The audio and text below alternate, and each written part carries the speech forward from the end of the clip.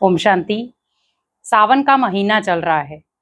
लोग शिव जी को खुश कर रहे हैं, लेकिन शिव जी को कौन सी 5 चीजें पसंद हैं जो आप अगर एक बार उन्हें दे दें तो आप जीवन भर सुख शांति का महसूसता ले सकते हैं, जीवन में सुख शांति पा सकते हैं। आज हमें घर परिवार में सुख शांति चाहिए, आज हमें जीवन में भी सुख शांति चाहिए, और हम कहीं ना कहीं भगवान से ही मांग रहे हैं कि भगवान मेरे घर में शांति हो, मेरे घर में सुख समृद्धि हो।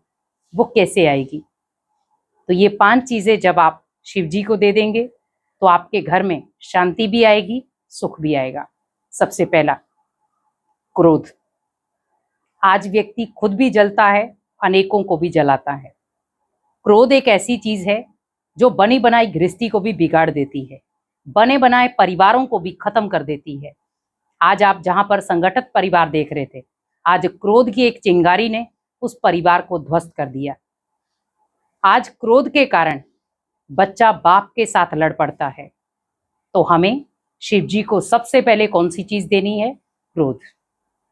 दूसरा, काम वासनाएं। आज लगातार आप देख रहे हैं दुनिया में काम वासनाएं बढ़ती जा रही हैं। हमें ये नहीं समझ में आ रहा कौन माँ है, कौन बाप है, कौन बच्चा है, कौन भाई है। हर रिश्ता तार तार हो रहा है। हम जहां पर एक सम्मान की नजर देनी चाहिए थी, वहां पर आज एक अपमान की नजर जा रही है। कहीं पर काम वासनाओं की नजर जा रही है। आखिर क्यों? हमारा भारत ऐसा नहीं था। भारत सोने की चिड़िया था जहां देवताएं वास करते थे। लेकिन आज आप देखें, मनुष्य इतना हैवान बन चुका है वासनाओं के कारण कि वो हर रिश्ते को तार तार कर रहा है। तो हमें उस काम वासनाओं को भी भगवान को अर्पित कर देना है कि भगवान, जहां पर मैं किसी के लिए गलत दृष्टि रखता था, आज मैं उन्हीं आत्माओं के लिए अपनी दृष्टि को आत्मिक बनाता हूं। जहां पर मेरे अंदर क्रोध था, आज मैं उन्हीं क्रोध को आपको देकर, उस क्रोध की अग्नि को आपको देकर शांति का महसूसता, शांति की शक्ति आपसे लेता हूं। तो क्रोध को परिवर्तन कर दे शांति में, और काम वासनाओं को परिवर्तन कर दे आत्मिक स्थिति में। तीसरा, लोभ। आज लोग लोभ के कारण इतनी इच्छाएं रख लेते हैं, कई बार वो इच्छाएं पूर्ण नहीं होती और हमारा विश्वास भगवान के ऊपर से उठ जाता है। हम कई बार कहते, भगवान जी आपने मेरी ये मनोकामना पूर्ण नहीं की, मेरी ये इच्छाएं पूर्ण नहीं की, इसीलिए मैं आपको याद नहीं करूंगा। आप सोचिए, आप भगवान को जब स्वार्थ के आधार पर याद कर रहे हो तो कहीं ना कहीं भगवान भी आपकी परीक्षाएं लेगा। भगवान को याद करना है, बिना इच्छाओं के करो। आज लोग कुछ ना कुछ पाने की इच्छा रख रहे हैं तो भगवान को याद कर रहे हैं। लोभ एक ऐसी चीज है जो आपको कभी भी सुखी बनने नहीं देगी। आज आप देखें, आपकी एक इच्छा पूरी हुई तो आपका अगला स्टेप होना शुरू हो जाएगा, मुझे ये भी चाहिए। इच्छाएं मानव की कभी खत्म नहीं होती, पर आप जीवन में वो इच्छाएं रखें जिससे आप भगवान से कनेक्ट हो सकते हैं, भगवान तक अपनी मन की बात पहुंचा सकते हैं। आपके वाइब्रेशन से आपके घर परिवार में खुशियां आ सकती हैं।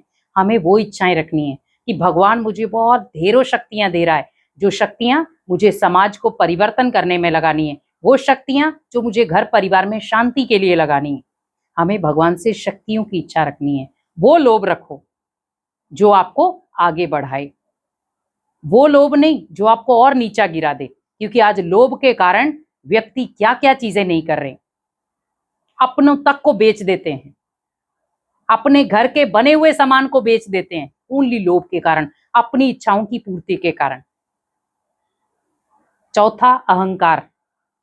अहंकार एक ऐसी चीज है जो आप सोचे कि एक रावण को भी अहंकार था, उस अहंकार की वजह से पूरी रावण की लंका जल गई। अगर वो नम्रचित्त होता तो क्या उसकी लंका जलती? नहीं।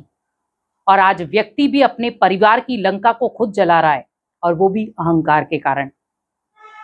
अहंकार एक ऐसी चीज बन गई जहां पर व्यक्ति इतना अकड़ कर खड़ा होता है जहां पर उसके ऊपर कोई विशेषताएं नहीं होती। आज आप देखें, एक फलदायक पेड़ है, हमेशा झुका हुआ है क्योंकि उसके अंदर अहंकार है ही नहीं। वो हमेशा सबके आगे नतमस्तक है कि आप कोई भी आए वो मेरे पेड़ की छाया भी ले, कोई भी आए तो मेरे पेड़ का फल भी खाए, और सब उसे दुआएं देते हैं क्योंकि वो झुका हुआ है। लेकिन जो अकड़ा हुआ पेड़ होगा, जिसके अंदर अहंकार है, उसको कोई देखेगा भी नहीं, ना तो वो छाया के काम आया और ना वो फल के काम आया। तो हमें जीवन में भी क्या करना है, रिश्तों को बचाने के लिए कहां पर आपको सम्मान देने के लिए झुकना भी पड़ेगा और कहां पर आपको उन्हें फल भी देना पड़ेगा। तो कुछ मीठे बोल बोले और कुछ अपने रिश्तों को पकड़ने के लिए झुकाव रखें। मैं ये नहीं कह रही हूं कोई आपको गाली गलौच दे रहा है, कोई आपको बार बार अपमानित कर रहा है तो आप भी तब भी उसे यही करो, तब आप अपने कर्मों से उसे सुधारो, लेकिन अपने बोल को गलत मत करो। आज व्यक्ति बोल को गलत कर देता है, वो अहंकार चेहरे पर झलकता है। तो उस अहंकार को हमें बदलना है शुभ भावनाओं में। और सबसे लास्ट, मोह। मोह जो एक ऐसा रग है जो व्यक्ति भगवान से कनेक्ट नहीं हो सकता। आज आप सोचो, एक माँ का बच्चे के साथ, वही अगर मेरा भगवान के साथ भी होता कि भगवान भी मेरा बच्चा है, भगवान भी मेरा पिता है, भगवान भी मेरी माता है, सोचो वो मोह कैसा होता। तो मोह को कन्वर्ट कर दो स्नेह और प्यार में, और वो स्नेह प्यार जो आपको एक निस्वार्थ भावना सिखाएगा और मोह आपको स्वार्थ भावना सिखाएगा। अगर आपकी कामनाएं पूरी नहीं की बच्चे ने तो हम उस मोह के ऊपर सवाल उठा देते, तो उस मोह को स्नेह प्यार में बदल दो। तो जब ये 5 चीजें, काम, क्रोध, लोभ, मोह, अहंकार, भगवान को आपने शिव जी को अर्पित कर दिया, तो यही आपका सच्चा सावन कहलाएगा। तो सावन के महीने में आप जहां पर 5 पत्ते चढ़ा रहे हैं, 3 पत्ते चढ़ा रहे हैं, उसके साथ साथ आप अपनी 5 बुराइयां भी चढ़ा दें, तो आपका ये सावन बहुत शुभ सावन बन जाएगा। ओम शांति।